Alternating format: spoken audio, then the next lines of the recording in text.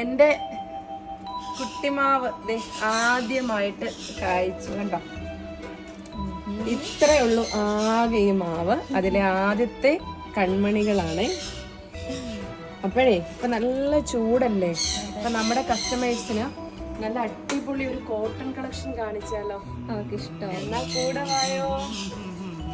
Cotton ഫാബ്രിക്കില് കാന്ത വർക്കിൽ നല്ല അടിപൊളി പ്രിന്റഡ് ആയിട്ടുള്ള ഹൈനെക്ക് പാറ്റേണിൽ വരുന്ന കുർത്തീസാണ് ഈ ഒരു റീലിൽ കൂടെ നമ്മൾ കാണുന്നത്.